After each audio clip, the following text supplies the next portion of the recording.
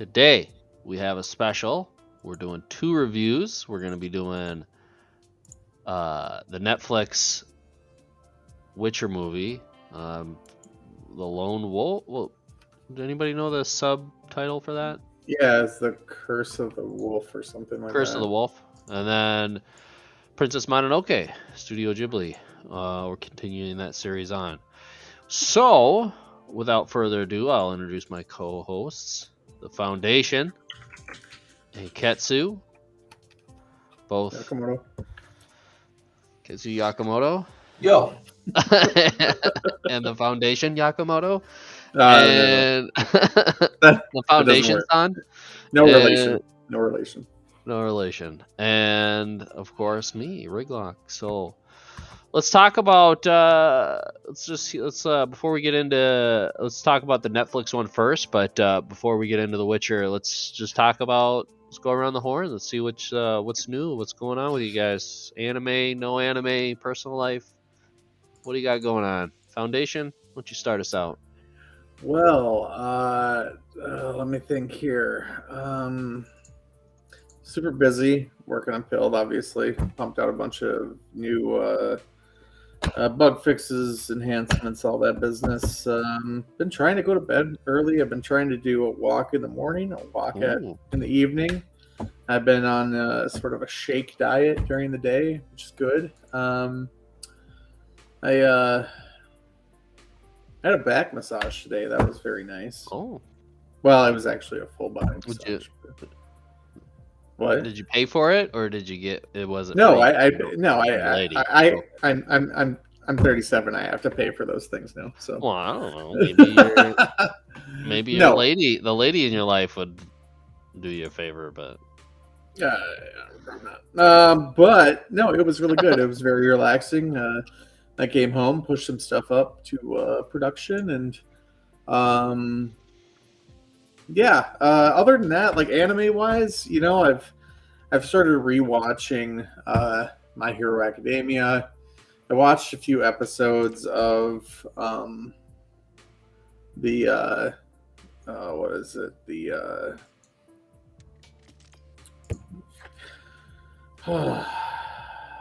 Cowboy Bebop. Jesus. I honestly like a long time to remember that. Man, that is a hard watch. I'm not gonna lie. Yeah. It really isn't, but hey, it's just hard to get through. It's like okay to have poor taste. Oh. Yeah. No, it's just. I think it's a combination of it being like quite a bit like a really old anime combined with the style of how it's very choppy, and the segues between scenes are very like non-existent. So it's just I have to power through it, kind of like eating a bad burrito, Yeah. Oh. Yeah. You don't have to eat a bad burrito. You can let that lie. Actually, I mean, I'm a. What if you paid good money for it though? Get your money back. Bring it back. Get your money back. Oh, well, don't eat a bad burrito. That goes for the listeners too. Don't eat bad burritos. Only eat a good burrito. Same thing for tacos. And tacos. Don't ever eat a bad taco. No such thing as a bad taco.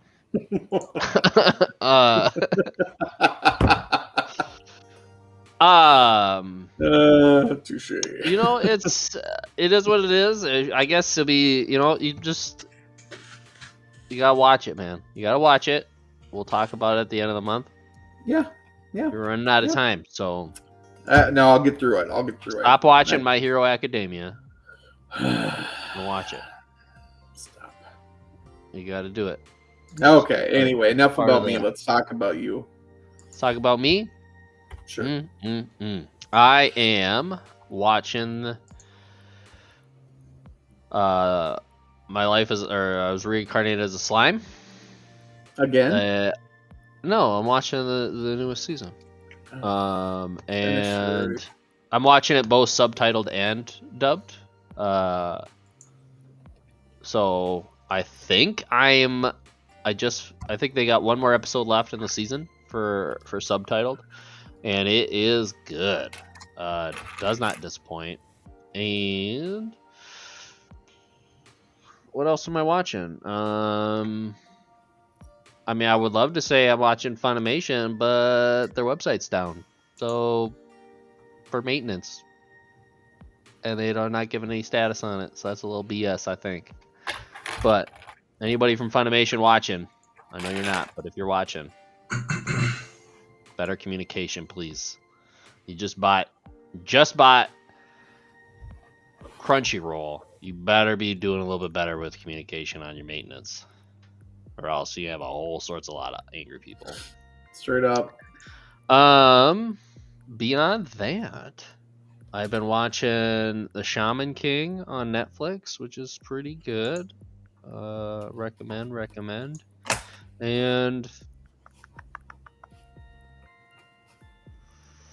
I actually have to start watching Cowboy Bebop again. I was about 7 episodes in, and then I got distracted watching something else, and then it just occurred to me I need to. Ooh. I mean, it just is what it is, man. Yeah, You're gonna like some, and you're not gonna like some. Yeah, it's all right.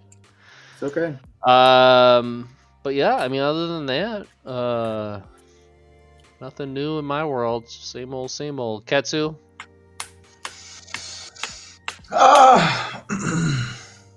Not too much on my end, man. I've just been busy as heck going back to work and being exhausted from that. As far as watching goes, I've just been keeping up with the weekly releases of My Hero Academia. I think the arc that we're in right now is really fun. The origin story of like the main antagonist is like pretty dark and sad. And then keeping up with Faina, Pirate Princess, and absolutely loving every second of it. Yeah. Twisty this last episode, huh? Yeah, I thought that was kind of cool. Like plot twists. That's not dubbed, right? It's not dubbed. It is. It is dubbed. You have to watch it on Adult Swim, which you don't have a cable provider, so I do not. No, I do not. So all Comcast. But aside from that, I mean, I finished the rewatch of Cowboy Bebop, and was as satisfied as ever. I love it so much. You powered through that last episode. I thought you were holding on. Yeah, I went through it. I was just like, oh, I don't have anything to watch. I'm just gonna finish this off now. Okay. The tragic last episode. Always tragic. But other than that, not a whole lot when it comes to anime watching. Just been super busy and kind of kicking it. So that's kind of nothing super excited, but yeah. If you haven't started watching season 2 of Miss Kobayashi's Dragon Maid, you gotta get on it. I have to finish season 1 first. It is so funny, and it is so like adult orientated. It almost gets to the point of like fan servicey, but like there are just moments where it's just like, okay, this is obviously not appropriate for children, because it's like the conversations that some of them are having, you're like, this is wildly inappropriate. Like, and it's also funny at the same time. And it's just, there's like a moment, for example, in the newest episode, I won't give you all of it, but there's a moment where one of the dragons is talking to this small child, and the kid goes, how do you get your breasts so big? And there's like a boy sitting off to the side, and he's like, what?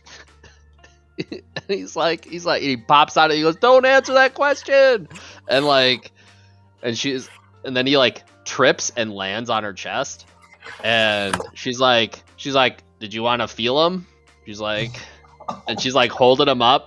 And it's like, That's a little. You want to inappropriate. feel how heavy they are, like because the kid asks how heavy they are, Oh my and god! it's just like so inappropriate, but it's just funny too, like how it's presented and the voice acting is just makes it just comical and hilarious. It's just so funny. Like, and again, it's a little bit more adult orientated than the first one.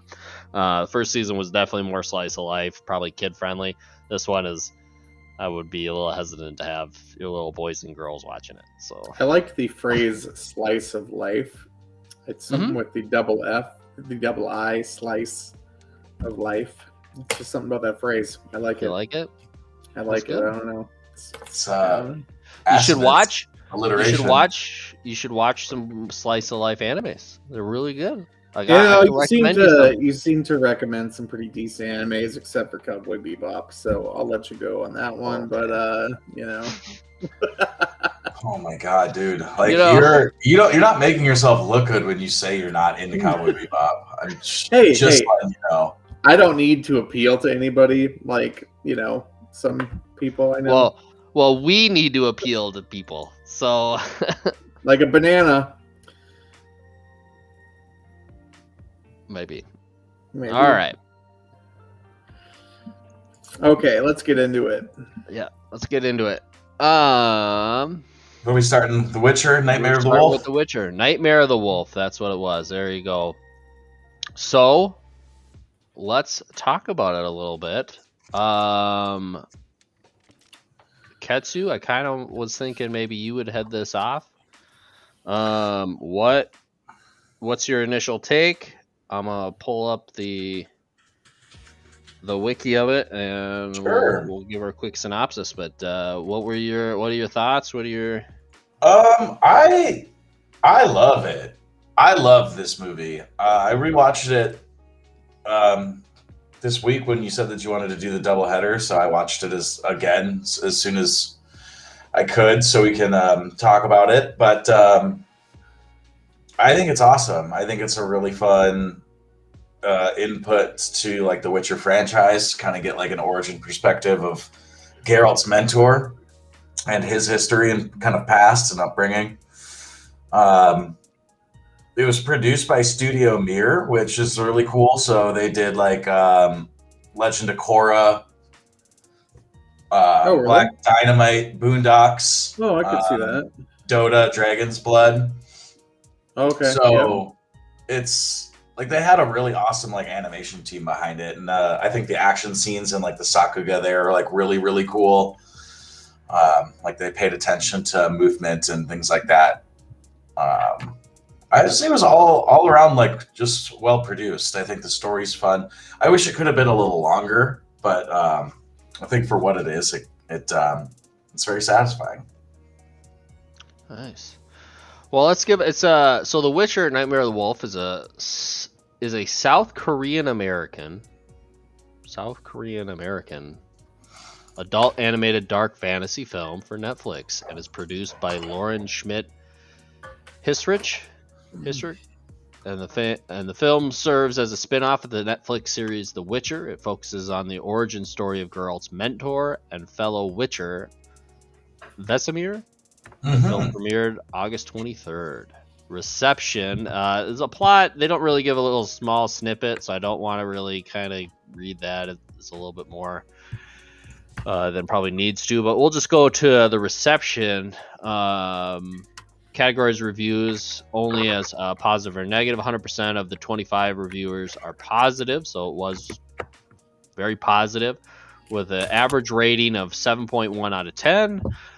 And Metacritic also assigned the film a 67 out of 100 based off 5 critics. So I don't know, medium high, I guess. I don't know what we would necessarily rate that.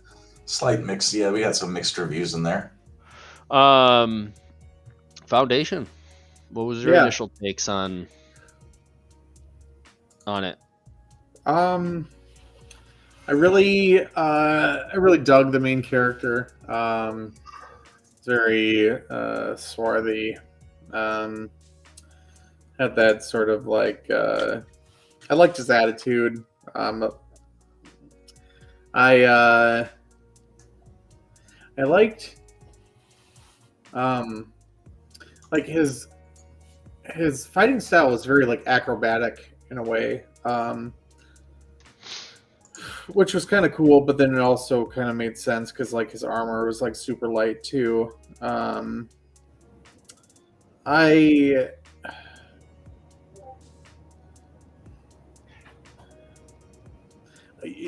I mean, I kind of like obviously I know what The Witcher is about, but like there wasn't a whole lot of backstory about like the realm that it lives in.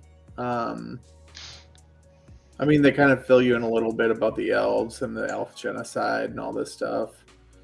I mean, there is a lot of backstory and like kind of talking about how like Witchers came to be. Um, I thought it was kind of interesting how, let's see, like basically Witchers are putting themselves out of a job because they're so good at what they do. So that was cool. I don't really want to spoil anything for anybody. Yeah, it was all around pretty good. I did like seeing the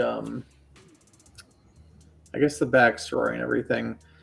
I thought his like was it Vesemir's backstory, like where he came from, like that sort of town or whatever, it was kind of weak a little bit. But it is pretty typical, you know, this like kind of impoverished child that lives at an orphanage. I think it was correct. Or no? What did he have parents or no? He did have a parent. He had a Oh. father.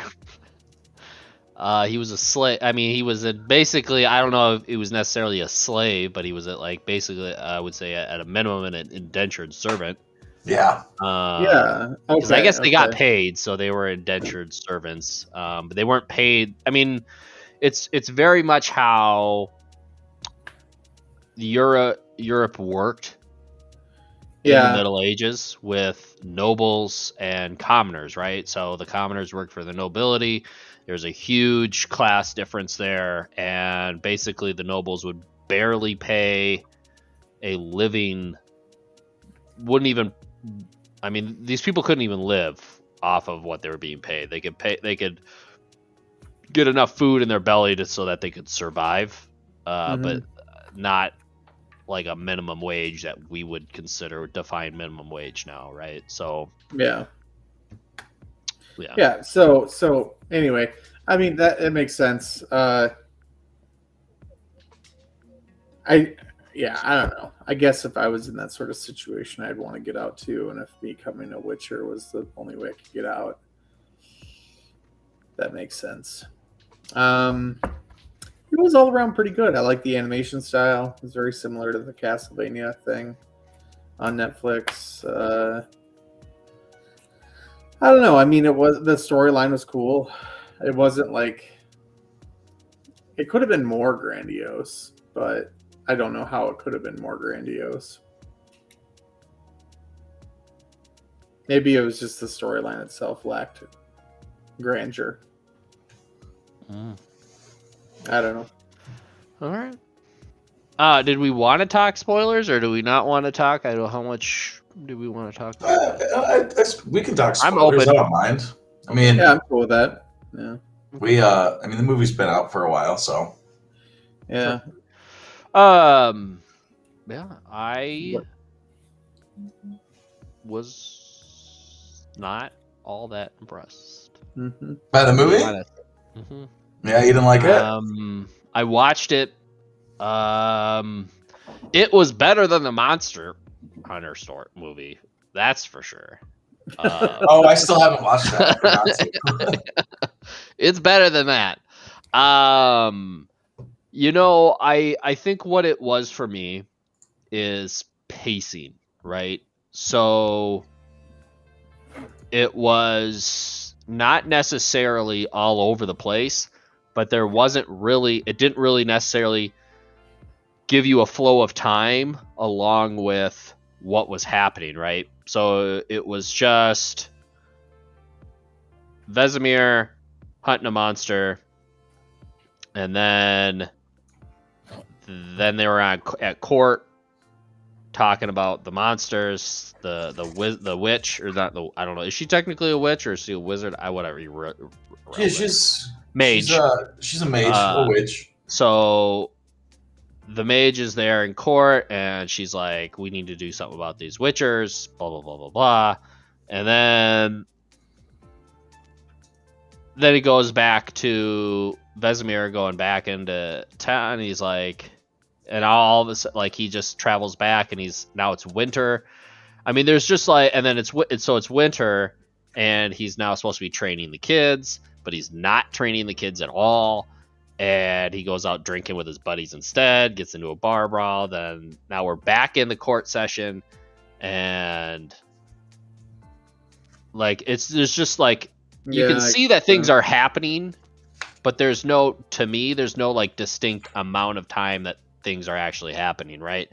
So how long in between all these things was this like his first night back? He went back and then he went to the bar, and then, you know what I mean? So to me, I just don't have this distinction of time. What it makes me feel like, it almost makes me feel like playing a video game, right? When you play a video games don't really tend to utilize time within the game. And that's what it reminded me of. There just wasn't this felt like a consistent motion of time that was happening between all of the scenes. So there was just kind of this unknown cloud of, is there other stuff happening while all of these things are currently happening? The non-animated Witcher movie, or not movie, series, did I think an outstanding version of that, where it was, but they were jumping between complete time ranges. I think there was 3 timelines going in that series at the same time, and you don't really know that until like halfway through the series, and you're like, oh, this is weird. But to your point, Foundation, I think I would have really enjoyed it more and gotten more out of it if it was actually maybe more like a mini series. It was drawn out a little bit more. Yeah. Because it just seemed like everything was happening very quickly, escalating very quickly, and it was just like, hold on, what is happening here, guys? Like, and so, some of the bad guy stuff was extremely cliche. I thought it was just like, maybe you guys could have done a little bit better. But I think, Ketsu, weren't you saying this holds a little bit closer to the canon of the story? Or I can't remember. I thought you said it was very. I mean, I think they kind of like took like liberties to create this because there really wasn't anything that I was ever aware of. I don't know if like in the books it ever dawned on Vesemir's backstory. I don't think they did, but they kind of like gave themselves the opportunity to like, oh, let's create this backstory, but it's going to live in the canon. So like the fact that it was written and produced and existed like makes it canon, I suppose. I do agree with you. Like, I think it would have been cooler if this was like a mini series, like give me 5-6 episodes that are like 40 minutes long to kind of draw it out. I think that would have been a lot cooler. Obviously that would have taken a lot more time with production and like budgeting and things like that. So like they did what they could. And I think that I liked it for what it was, but I definitely like see, like why you, like your critique of it, or like, yeah. Yeah, I guess I understand, and I would agree with the overall score, right? The 70, the 70 percentile, the 7 out of 10. Yeah. I think that is fairly accurate. I mean, the animation was done really well, I think. I think the voice acting was good. It was really well done. The action scenes were great. So there was a lot of there. But it was just like, I guess they just, as I said, they didn't flow from one scene to the next. It just seemed It wasn't cohesive. So, I mean, and that's why I was interested to see what you guys had to say about it, because I was like, I feel like I'm gonna be the outlier here. I think I'm gonna be the one guy who was like, I got done watching it and was like, okay, like, and maybe it was because I had higher expectations. Where when I went into the Monster Hunter movie, I was like, I got really low expectations because I hate this guy. Like, so maybe with that I was just more forgiving. Where with this, I came off of the the Witcher games and the non-animated series, and I was like, oh man, I think this has a lot of potential, and I think maybe it just didn't. One thing with the whole Witcher franchise, and just Witchers in particular, they have this like it seems like this sort of like berserk mode that they can put themselves into with like a drink. What is this drink?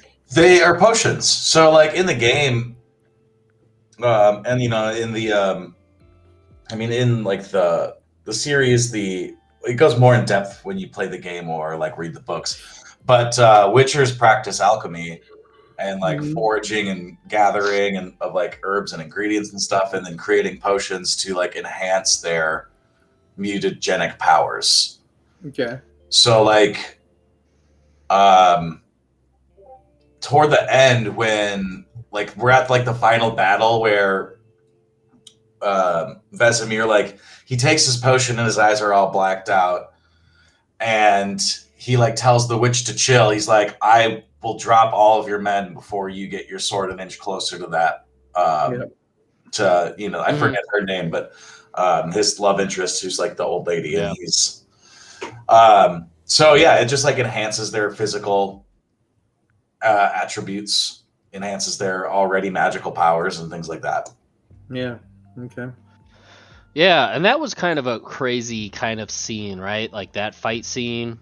It was really crazy. She was using the portals, and he was like kind of leaping through, but then I was very confused because all of a sudden he lost his arm, and then he had it again. Yeah, so that was the God, I can't remember what they called her, but she was the that like kind of it was like a hybrid monster elf. Yeah, she was using her powers of illusion. Yeah, so like none of that actually happened. Like he never lost his arm. Yeah, it was hard to follow, but real trippy. I guess I would have not have assumed that. Yeah, because he did not have the arm until the very final scene. Like I'm pretty sure he didn't have his arm while he was cradling his love interest after he stabbed her. But maybe I'm wrong on that. I could have sworn he didn't have his arm then. But no, he defs did. Okay. He only like thought he lost his arm like in the illusion, and then came back and had it. He was like, "No way, this isn't real." Like, this is a really intricate. Oh yeah, because he killed your arm. he killed like one of his mentors and. He killed the other mage. Yeah, which was weird. And then he stabbed his love interest. And I guess I would like to know at what point the illusion happened, because you saw all the mages run. So was one of the mages also under the influence of the illusions, and that he was then fighting the Witcher? I think. I guess it doesn't really like. I guess I'm clouded with that whole fight of how the illusions work and what was an illusion when and what was an illusion then. Right. Because at a certain point he's fighting her the whole time in the middle, and then he slices her head off, but then it turns out to be the other mage. But he had been fighting her the whole time, and then all of a sudden she comes out from the doorway off to the side. So it's like, at what point did the illusion happen? So it's just, I don't know. As I said, so I think that, as I said, it just seemed like there may be some weird inconsistencies there. But I mean, as I said, it was a pretty cool fight scene, though. I thought it was pretty sweet. He was flipping around, and he reminded me of Levi from Attack on Titan, just flipping around, whipping his sword around, and just he had that chain that he would grapple onto shit and flip around. I mean, that was pretty. It was all pretty cool. So, yeah. So, final thoughts. What's your bowls of soup? I'll start. I'll give her I mean, if we're out of 5, I'd probably give her a 3 out of 5. Yeah, I'd probably 3. Katsu? I think that's fair. I personally was going to give it a 3.5 bowls of soup. Okay. I do like it, but I think that the criticisms are valid, and makes sense. Like, there is a lot of questions that are left unanswered as to like what the direction of this was, or like the point kind of thing. So I agree with all your points. But I'll give it a 3.5. But I do like this movie. Yeah. It's, as I said, if you're a Witcher fan, definitely give her a watch.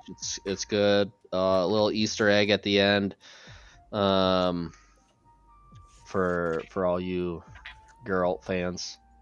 But Geralt of Rivia. Geralt of Rivia. The little alopecia boy. I don't understand. Looking like Caillou out here. Yeah. We got Witcher Caillou on the scene. Did he use a potion for to grow hair? I think that luscious locks he's got.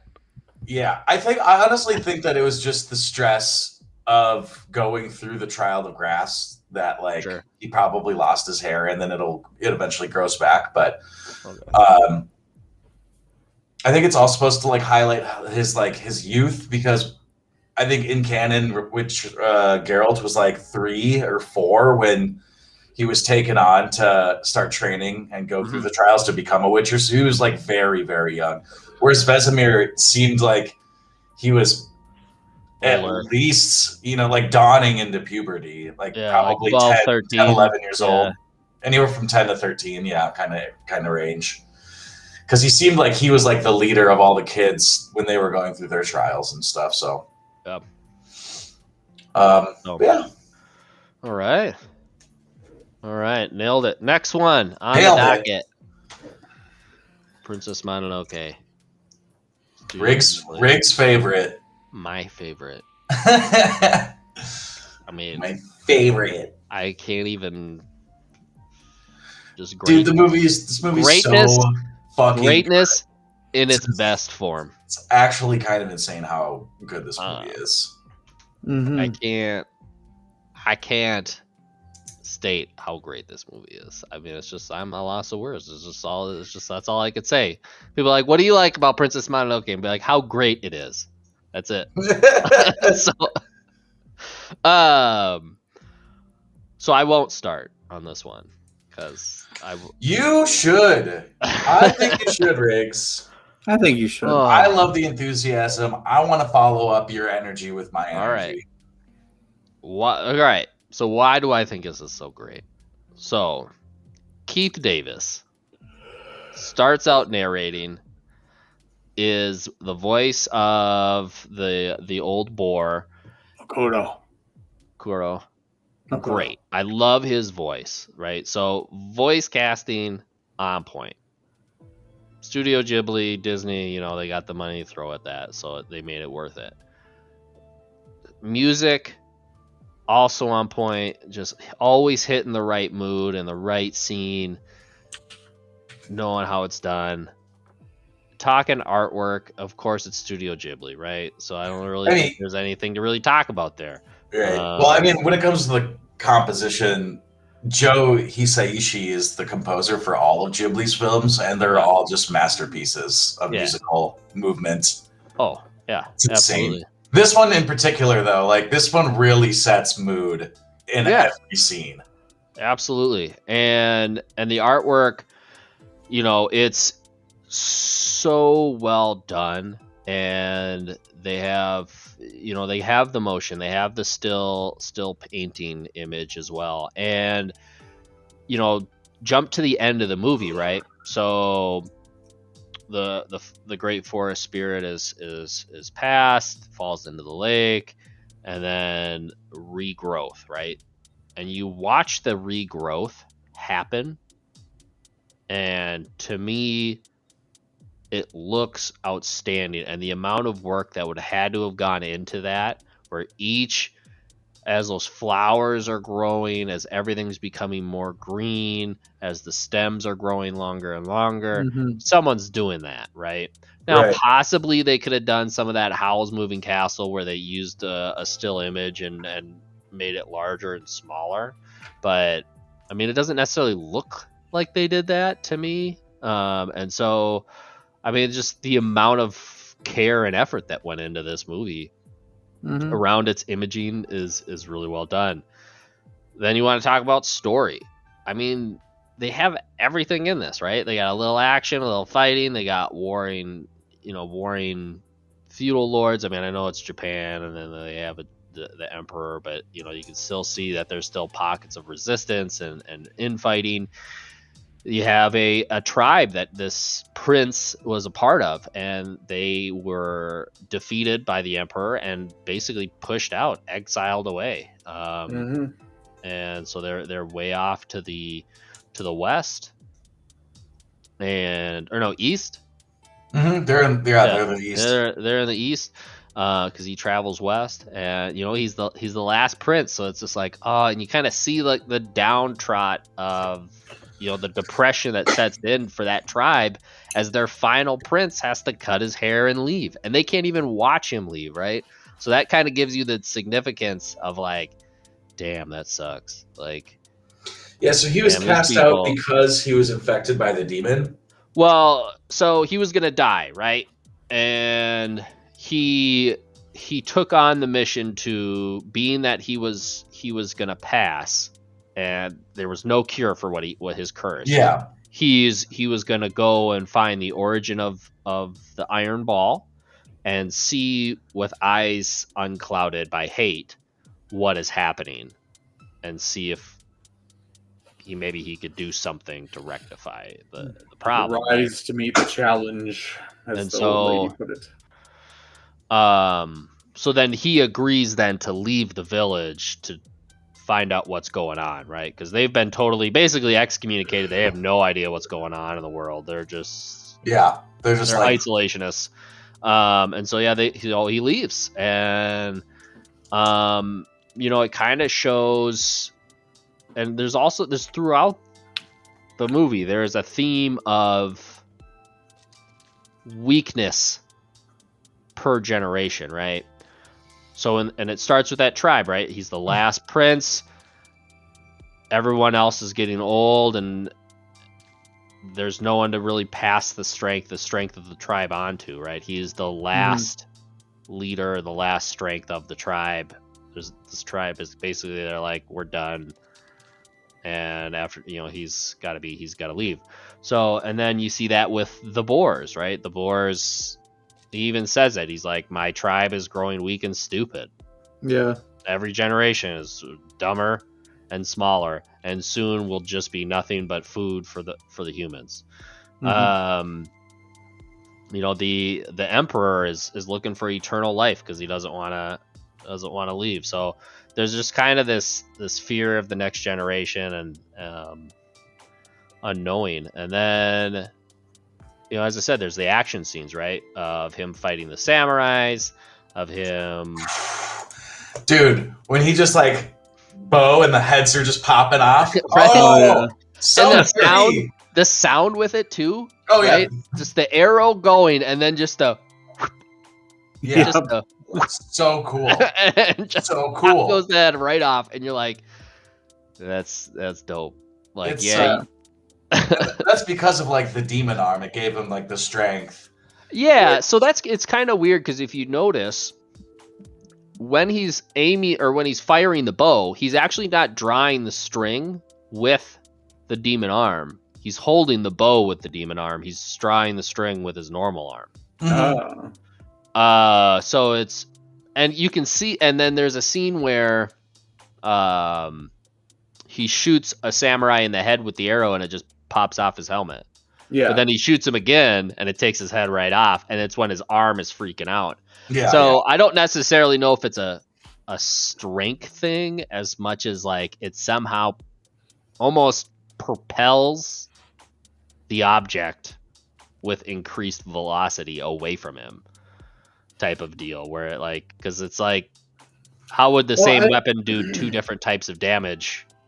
I think it's more based on his emotional response to the situation. Well, yeah, his arm is responding, right? His arm responds to hate.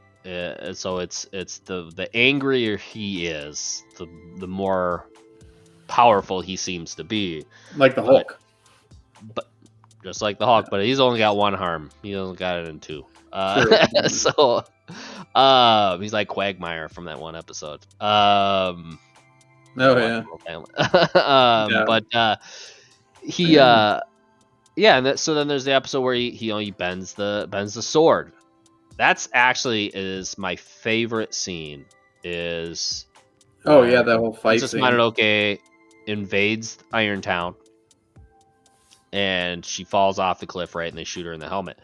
And then they all charge, and he like throws the giant log. He like rips the log off the roof, and then throws it like a javelin, and then drops down, bends the dude's sword backwards, and just tells him to like stand down. Yeah, like, he starts like tossing. He starts tossing. Yeah, he's just pushing people people out of the way. Like, all right, get out of my way, guys. Just walks up to the two ladies, grabs their arms, prevents them from fighting, or grabs the one girl's arm, hits the sword with his sword of the other arm. I mean, it's just an overwhelming show of just the power that he exerts, right? But yet control, right? Because he doesn't really he doesn't kill the two girls or harm anybody in the village. He gets shot in the back, bullet goes through him, and he's still calm and collective about it, so he's got grit. That's right. And there's a little love story between him and Princess Mononoke, and they can have like little wolf babies. They have to make a sequel, and there's, and then the feeling for nature, right? So his very common theme of humanity and nature being one. It's got a little science fiction with the invention of the rifles and how they make them lighter. And I mean, this is just hits everything, man. It hits every note you could ever want while watching a film. Pretty much. And yeah. And then it's animated. I mean, what else? What more could you ask for? I mean, it's an extremely well-rounded film. Yeah. That is animated to boot. I mean, it's a jack of all trades, except it's a king. So, I mean, there's no. I have a hard time pointing out any weak points in this. I think it's the best, if not one of the best, Studio Ghibli films. I think it's one of the best, if not the best animated film of all time. I would say it's absolutely one of the greatest animated movies existed. Yeah, he nailed it out of the park with this film, and I can't praise it enough. I've watched it, I don't know, countless amount of times. I own it on multiple different versions, and every time I watch it, it doesn't disappoint. Yeah. It doesn't disappoint. Yeah. Yeah, it's really good. Who wants to follow this up? I mean, it's almost hard to follow up. You kind of like nailed it all, but I think going back to like production, like the cast, phenomenal. Like just to name drop, I mean, we have Billy Crudup as Ashitaka. He's big. He's up there. Um, we got Claire Danes, Minnie Driver, Keith David. David's obviously like super famous. Billy Bob Thornton, Jada Pinkett Smith. We got John DiMaggio up in here. Like everyone knows and loves John DiMaggio. He's like the king of voice acting. Yeah, it's just that on top of the music.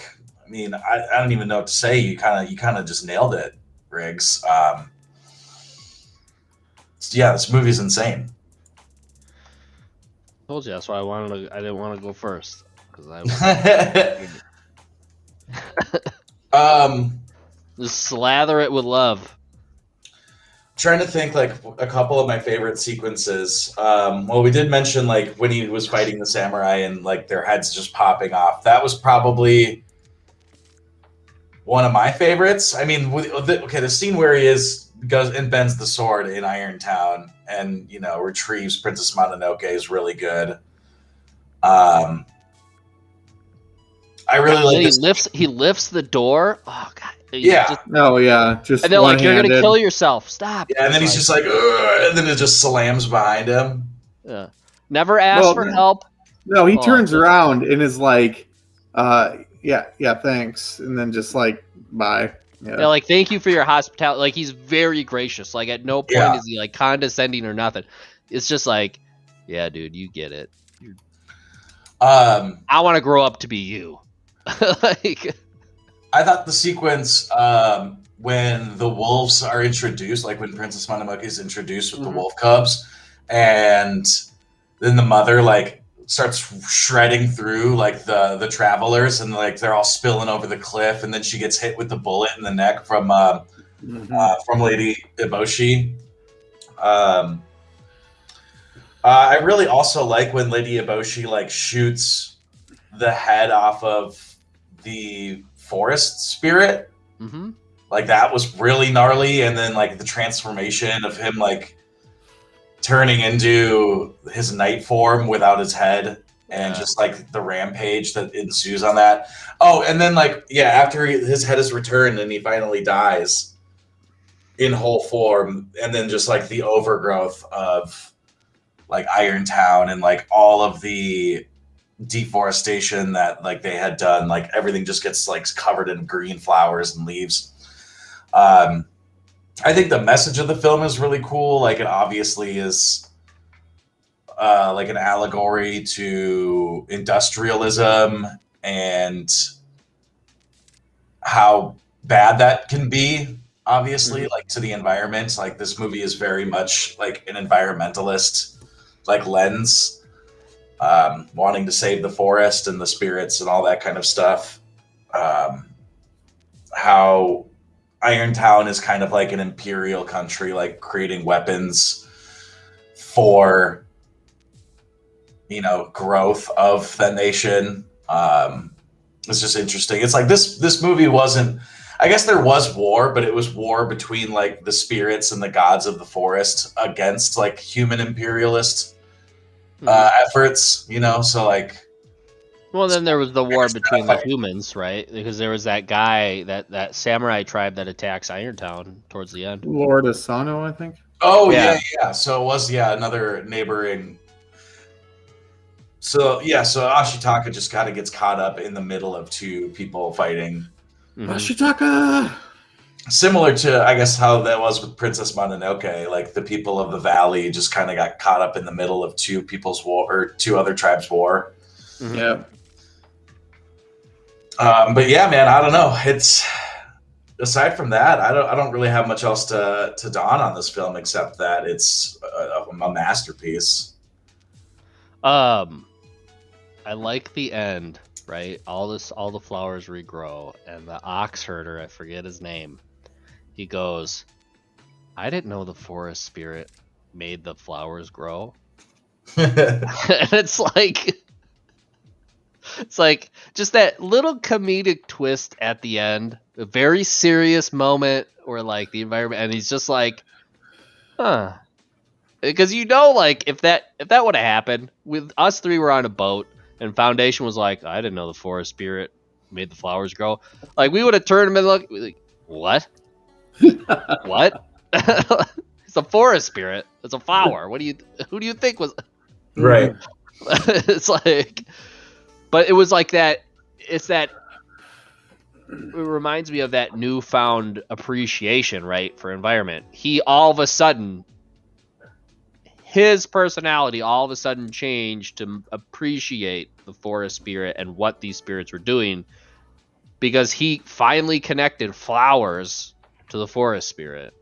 He thought it was a separation, right? So, I just think it shows that too, right? So like, it kind of, I think he may have done that to like show that anybody can grow and change their mindset, even at the point where you think it's too late and you can't go back. People can always surprise you and change, and see maybe the errors in their ways, or see a new perspective is probably a better way of stating it. A new perspective on what they were doing. Mm-hmm. I feel like that's pretty thematic in all of his movies as well. Like the obvious antagonist usually has some sort of revelation with how like the plot plays out, and then they kind of like get to redeem themselves, or like, oh wow, I saw the error in my ways. Like it's time for us to change. I do have I was gonna ask a question, but I want to get Foundation's thoughts first, and then I'll. Yeah. My mind thought question. It was really good. There's obviously the atypical, artwork that you'll expect from a Studio Ghibli movie that's a little bit abstract when it comes to monsters and demons and stuff having like bulbous bodies and these sort of like spindly legs and arms, and then the protruding nodules that are kind of stalagmitish. Pretty cool. The one thing that I do appreciate is like sort of the banter between the different animals, like the apes. After the Irontown fight with Son, those apes are like, we're going to eat the human and take his energy. And then Son's like, what the? You can't do that. You can't just take his energy like that. Like, yeah, that's not how it works. Like, she's like, that's not how it works. Yeah. And they're like, what do you? Like, they like blow it off. Like, you don't know that. You don't know. You don't know. Not eating a human won't make us more powerful. Like, yeah. They try to justify it. Yeah, they're like just cannibalized monkeys that have like been tainted. And then there's these this pack of two brother or whatever wolves. I don't know. I assume they're brothers. They're so. I think they're males. Maybe I don't know. One's a male for sure. They're so savage with like everything. They're like, oh, should I crunch his face off? Like, or like right away when he like passes out and falls off the reindeer or whatever the hell that thing is, the elk. Red elk. That one that wolf like takes like no time, hops on him just like and like damn near tears his face off. Which was just like, Jesus, like what? Like, and then like he's all having like a decent conversation up on that sort of overlook with the mom wolf, and she's like, well, you just better get the hell out of here. If you don't leave, I'll kill you myself. Just like straight nice conversation, and then it's just like ultimatum, I will kill you if you don't go.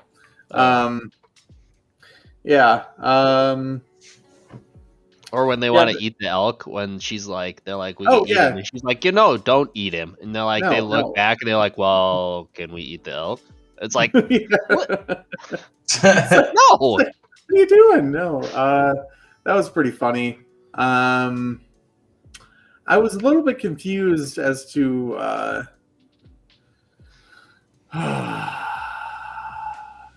like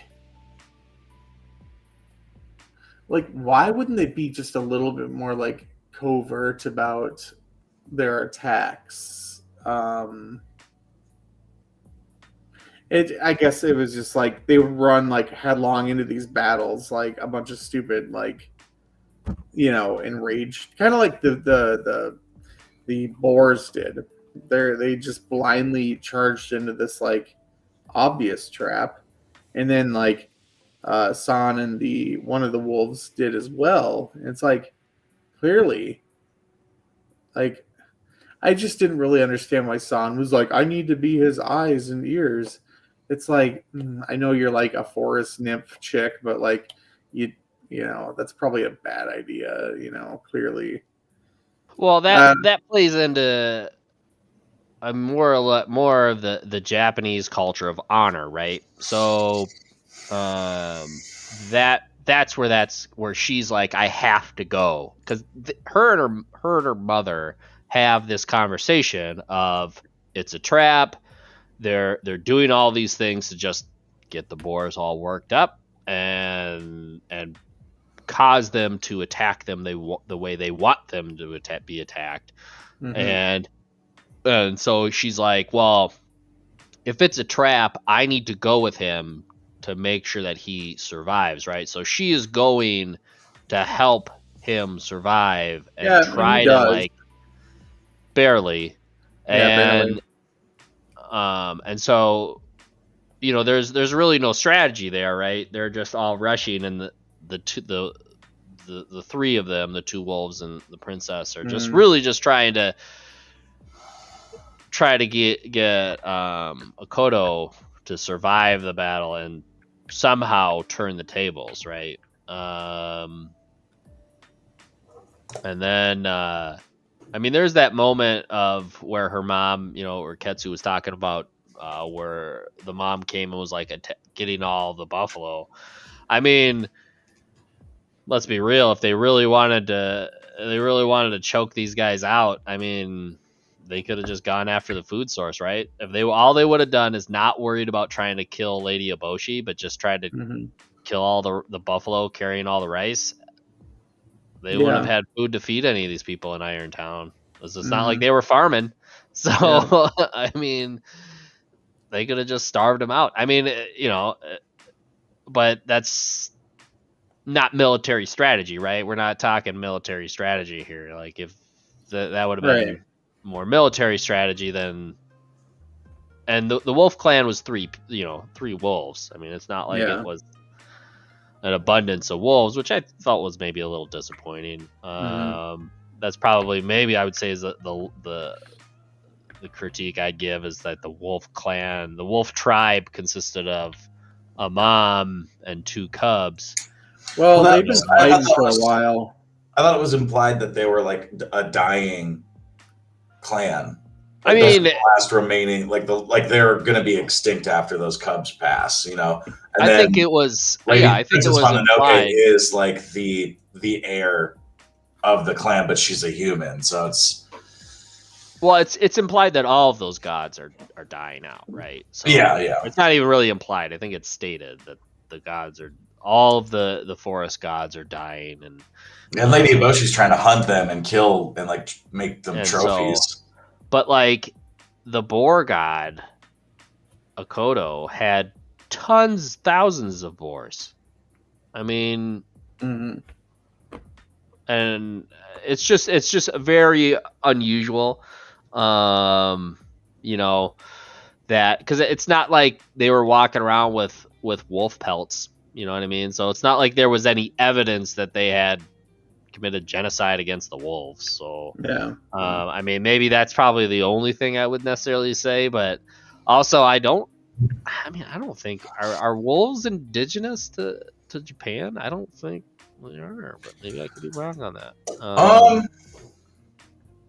I think there's like different varieties of wolves that are like everywhere. Because I mean, if you think of like, there's foxes. I know there's foxes there. Like there's certainly like all over Asia. They're like Russia, Siberia. There's tigers, wolves, bears. So wolves have been extinct in Japan for over at least 100 years. The last remains are in 1905. Interesting. So maybe that was maybe a little there, metaphor a little snippet. Yeah. as to like why there's no, like the wolves are gone in Japan. Like those were the last of the wolves in those lands. But they look like dogs. I looked it up on Wikipedia. I mean, they're small. They're nothing compared to the ones we got. I mean, these look like the size of a normal dog. Oh yeah. Yeah, they're not. They don't look very big. But yeah. So I mean, I guess maybe it would make sense, but it's kind of unfortunate. But yeah. I did have a question of who you guys thought was the bad guy. Who's the antagonist of Princess Mononoke in the movie?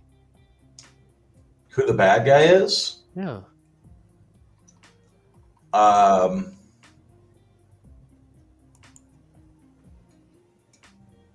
Well, I mean, it'd be easy to say it's Lady Eboshi because she's like running a town that is like destroying the forest and killing the spirit gods.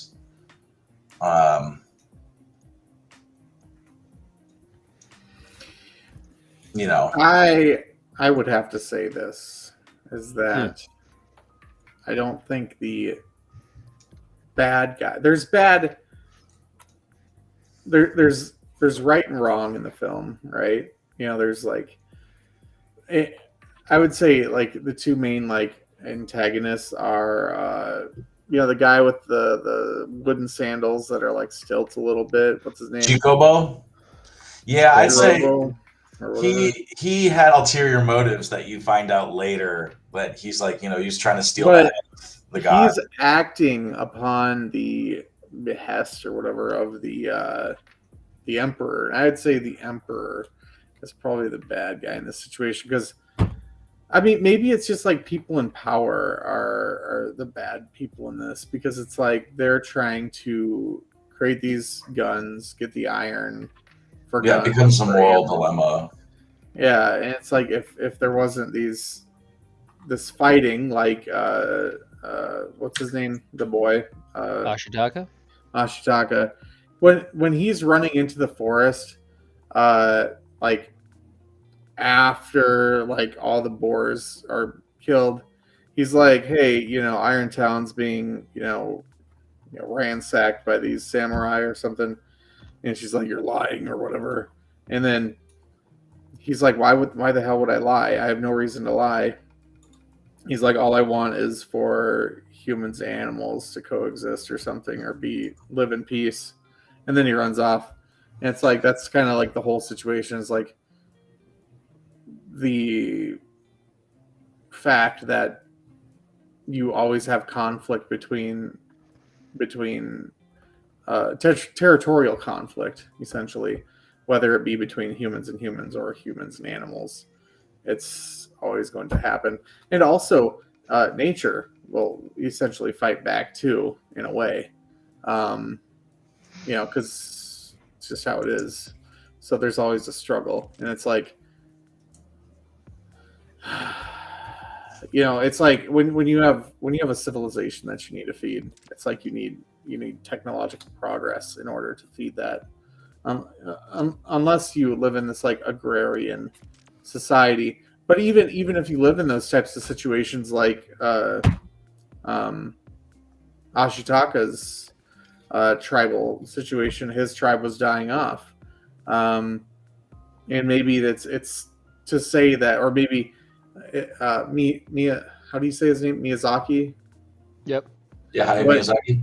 Hayao Miyazaki, maybe he's trying to get to the point in this that humans are really the antagonist to the destruction of nature and such, and that's what he's trying to say, and that humans shouldn't really be here, or humans are not really unless they're coexisting in some sort of natural way with the world, like animals, and Yeah. not being industrial. That's the I only mean, way humans and nature can exist together. I feel like Miyazaki definitely has like that kind of philosophical sense in his films, like, and just as a person, his films as they're written and portrayed are very like soft world, like soft built worlds where you're allowed to interpret things like that. Like it's on us to kind of give these interpretations or give something its value, which is what kind of makes these films so like special, like and well done, because it's like, oh, it's up to us to appreciate what it really is or what it really means and like have a conversation about it instead of just being told what it is. But I agree with you on all those points. I think if I was just getting down to like brass tacks, I would say that Monk Jigo probably is the biggest antagonist. Lady Eboshi is like the forefront, but Lady Eboshi actually works for Monk Jigo. Like, you know, is commissioned by Monk Jigo for like weapons and like things like that. So, but yeah, I guess that's like the hard cut. But I will also agree with Foundation's philosophy of like what the antagonist kind of means in this movie. So, what are your thoughts, Riggs? Yeah, I mean, I guess I'll follow suit similar to what the Foundation was saying was that I think, you know, the enemy is, I think is Jukobo and or Jigo, whichever one you want to prefer it, and the Emperor, right? Because Lady Eboshi is more, she's trying to give these women a place to live and survive, right? And she's being aggressive, right? So she is, you know, mining. But I would also agree that I think the over industrialization is also the antagonist. The push of industrialization without regarding the natural habitat and basically, you know, scorch earth mentality that really what drove a lot of the industrial revolution, right?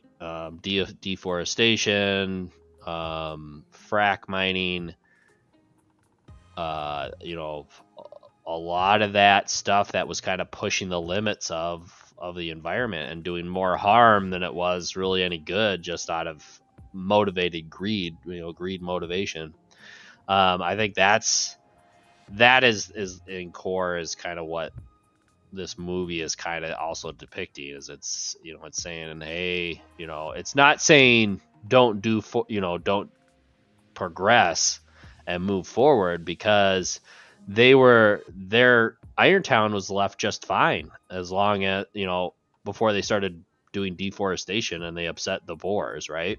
So it wasn't until they moved because they wanted the sand under the mountain, not on their island, that they were all of a sudden now being attacked. You know, when they were in harmony, everything was fine. They were making their iron, they were doing their thing, but then they got greedy and they wanted more iron, and they wanted it to, you know, they were taking it from lands that technically they didn't own, right? So, yeah, I guess that's kind of my take on it. As far as who I feel is the bad guy or antagonist. So one could say it's, you know, it's our society in general that is the bad guy here.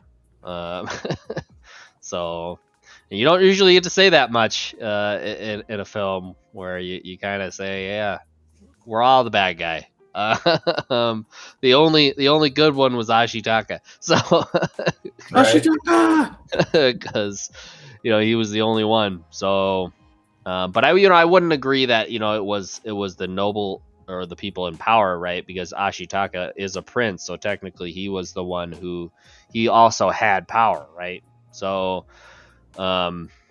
his power, he wielded it to defend his home and town. and his village. And himself. So,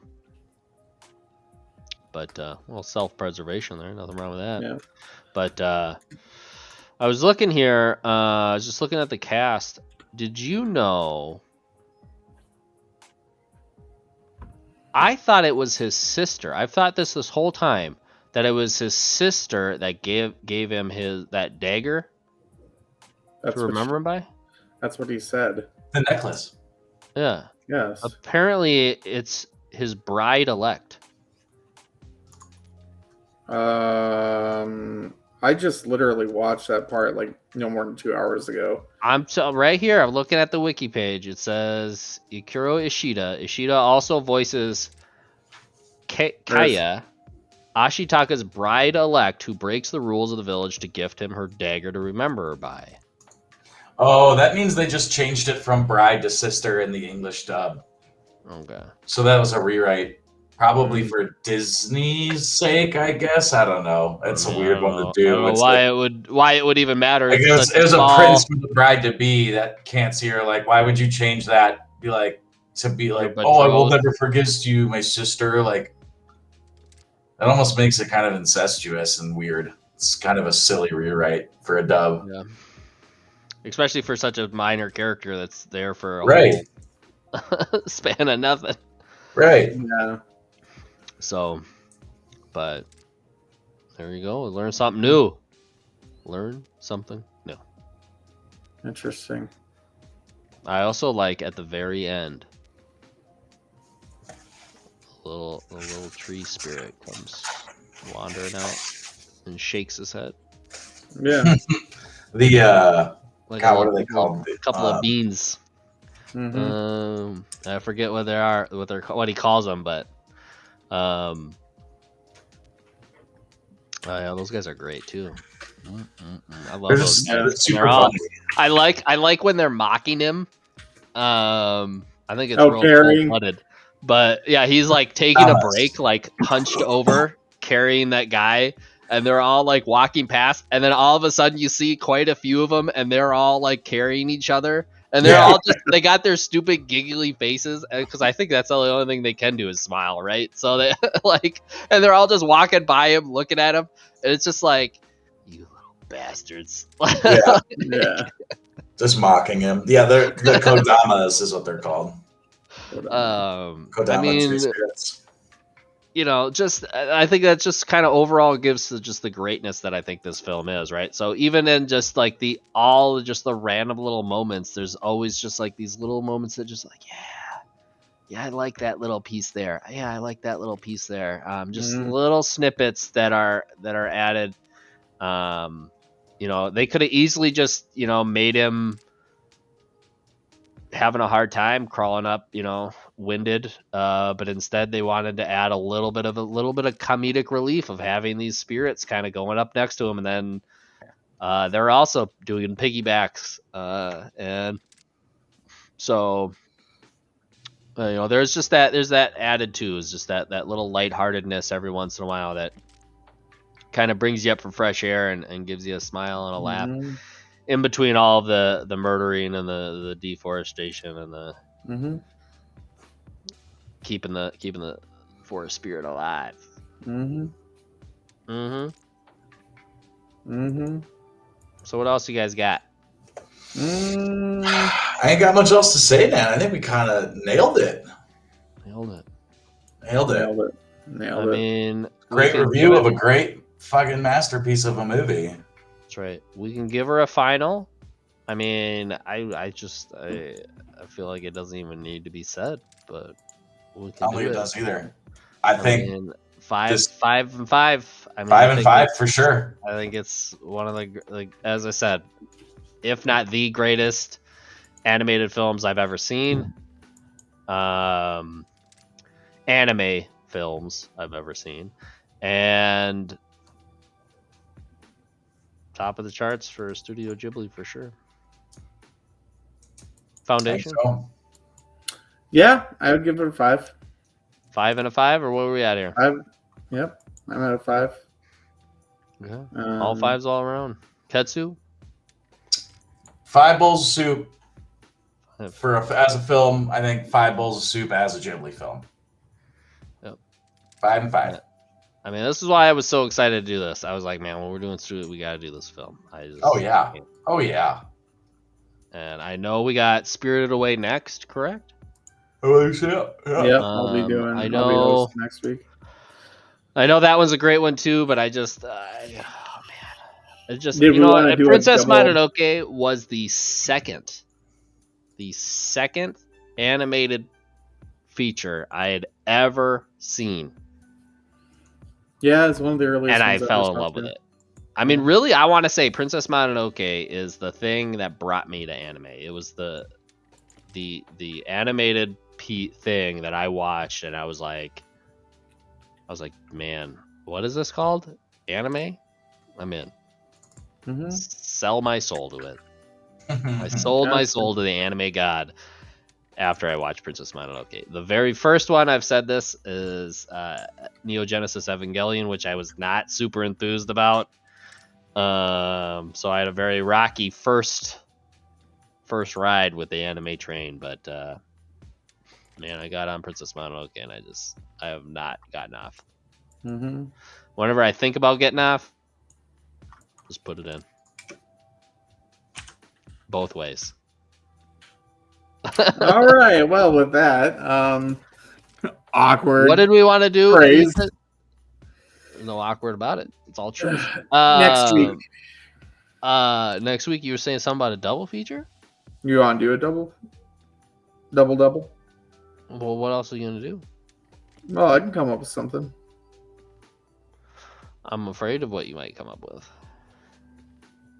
I mean, I'm fine. Okay. You know, assuming nothing happens in the news world, I guess. Yeah. Okay. Funimation doesn't Cool. explode, and Right. I got to do Crunchyroll for life now, which would probably be all right. Yeah. That's used to a lot of subs. A lot of subtitles. Get my read on. Man, I've been crushing, by the way, speaking of reading, Rise of the Shield Hero. I am on book 7. And so I'm way past where the series is. And it's going to be good. This next season is going to be good.